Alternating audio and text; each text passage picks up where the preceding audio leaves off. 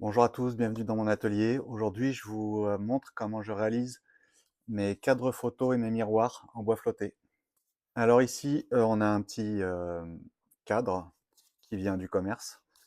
Vous pouvez le fabriquer vous-même, mais moi je prends toujours des cadres de récupération, des vieux miroirs. Là, on va le démonter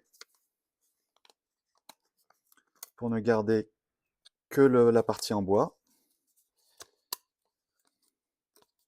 Là, c'est possible, parfois ça l'est pas. Voilà. La partie en bois et on va venir fixer notre bois flotté sur le cadre. La première étape consiste à choisir les morceaux de bois que vous allez fixer sur votre cadre. Ici, j'ai un petit assortiment. Vous voyez, moi, je les classe par taille, surtout par diamètre. Donc là, vous allez grossièrement disposer vos morceaux de bois autour de votre cadre pour essayer de faire quelque chose de joli. Alors, ce qu'il faut savoir, c'est que vous pouvez ajuster votre morceau de bois flotté et votre cadre aussi. Il ne faut pas hésiter à limer quelques parties. Une fois que vous avez sélectionné quelques jolis morceaux de bois dans votre stock, il suffit de les agencer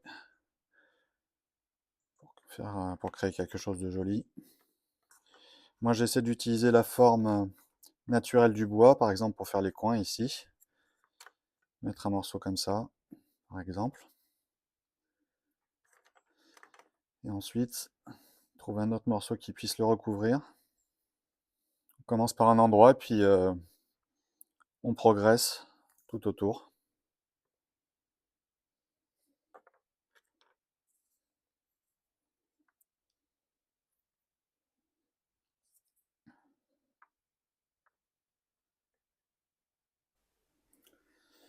Quand vous avez trouvé votre premier enchaînement, voilà, d'habitude je peux trouver un ou deux de plus, mais ça sert à rien d'essayer d'aller beaucoup plus loin, parce que de toute façon, il y a un moment où il faut se lancer. Et vous allez retirer, ne plus vous souvenir de ce que vous avez fait, et perdre votre premier enchaînement. Et ce serait dommage s'il est joli. Donc là, je vais me lancer. Alors là, j'ai mis un petit foret, c'est un foret de 2 mm et demi sur la perceuse. Et je vais pointer mes éléments avec des allumettes. Des allumettes de cuisine, tout ce qui est de plus classique. Pour éviter de riper, j'ai cette pointe en fonte. Vous pouvez prendre un clou en acier. Il s'agit juste de pointer le morceau de bois là où vous voulez percer. Voilà, comme ça vous faites une petite empreinte. Et là vous percez. Et le morceau de bois tout doucement. Et le cadre en même temps.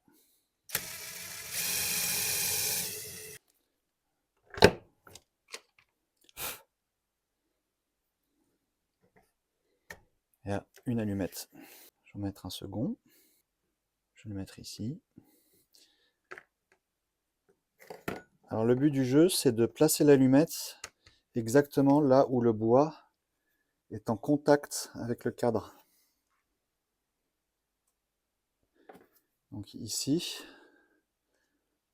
mon bois est en contact avec le cadre. Donc je perce à l'aplomb de ce point.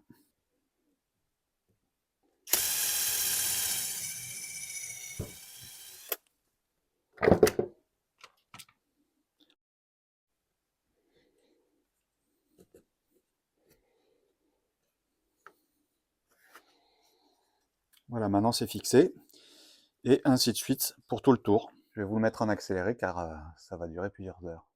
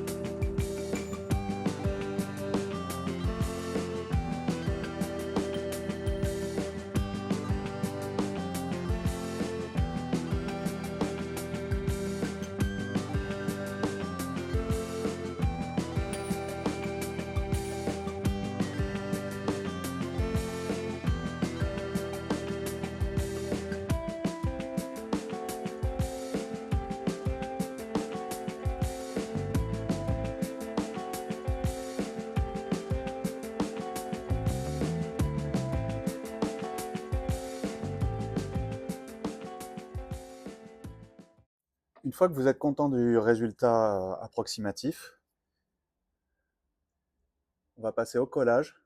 Alors c'est assez simple, il suffit de retirer les allumettes une par une, de verser un petit peu de colle dans le trou de l'allumette et de remettre l'allumette.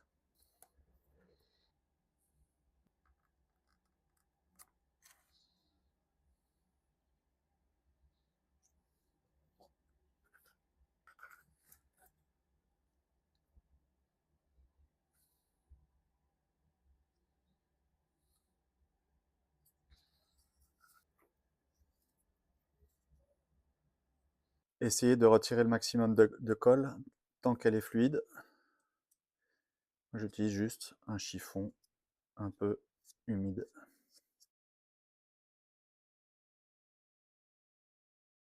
Le collage est terminé. On laisse sécher toute la nuit et demain on fait les finitions. Une fois que tout est bien sec, on va venir meuler les morceaux d'allumettes qui dépassent. Moi j'utilise une petite fraise comme ça, boudin flexible, c'est une fraise électrique.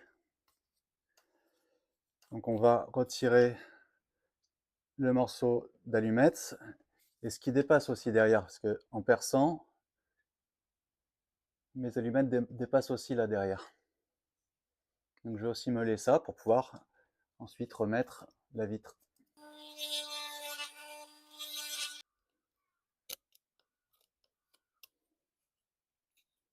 Lorsque vous aurez terminé de retirer les bouts d'allumettes, vous allez constater qu'à certains endroits, elles restent assez visibles, comme ici. C'est contrasté, c'est sur un morceau un peu plus foncé que les autres. Pour masquer votre morceau d'allumette, un coup de crayon à papier.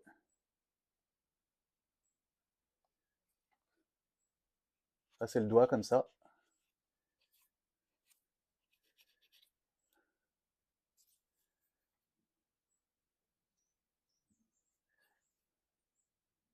Voilà, on voit déjà moins.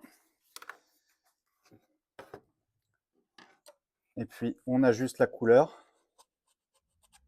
Pareil sur celui-là. Un petit peu de crayon à papier.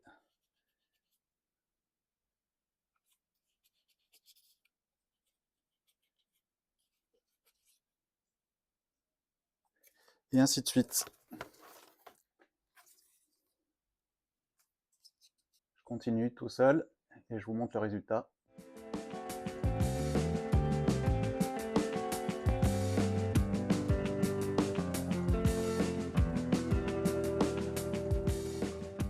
Alors le but c'est pas d'essayer de masquer complètement, c'est d'essayer de faire croire que c'est une particularité du bois. Maintenant je vais essayer de faire disparaître au maximum le cadre en bois. Vous voyez ici par exemple, je vais pouvoir meuler un petit peu ici. Alors généralement ce que je fais c'est que je dégrossis au couteau, à la râpe, et je termine avec la petite meuleuse électrique. Et parfois on ne peut pas accéder avec la râpe, donc on est obligé d'utiliser des outils plus fins. Voilà, je vais essayer de me débarrasser de cette arête ici, qu'elle soit un peu moins visible.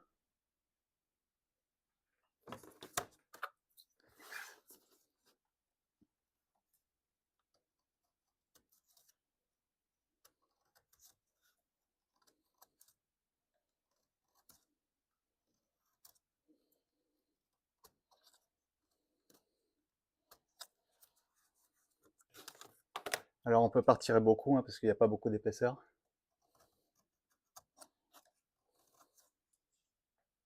Là j'ai changé l'embout de la meuleuse. Vous voyez c'est du papier de verre monté sur un support conique pour aller tranquillement retirer les bords ici, les poncer.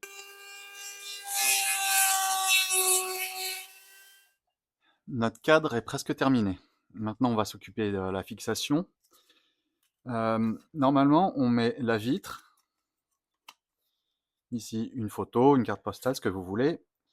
Et puis ce carton qui contient ici un prédécoupé, un support, ce qui permet en fait lorsqu'on lorsqu'on l'ouvre, de poser le cadre comme ça. Sauf que là, avec tout le bois que j'ai rajouté, je pense que ça n'ira plus. Donc on va ajouter une petite attache comme ça, là, sur le bord du cadre, et comme ça on pourra l'accrocher au mur. Le fait d'avoir ajouté du bois tout autour, forcément ça a décalé le centre de gravité du cadre, donc ce que je vais faire pour que ce soit plus ou moins équilibré, je pose sur mon doigt comme ça, je regarde. Voilà, j'ai fait mon centre, vous voyez à quel point c'est décalé par rapport à la graffe là qui est normalement au centre du cadre. Et j'ai fait deux petits points qui correspondent au trou de l'attache. Et je vais faire deux avant-trous ici, parce que si je commence à vouloir pointer avec un marteau, je vais tout casser. Donc on va y aller mollo. Je vais aussi raccourcir les pointes, qui sont beaucoup trop longues. Je vais maintenant les meuler pour retrouver la pointe. Et là je perce avec un forêt de 1 mm.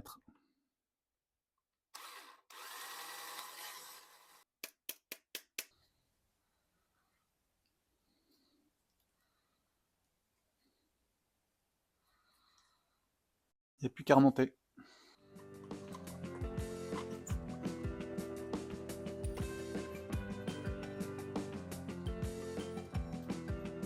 Et voilà, j'espère que ça vous donnera envie de fabriquer le vôtre. En attendant, n'hésitez pas à vous abonner, me faire part de vos commentaires. Je vous dis à bientôt.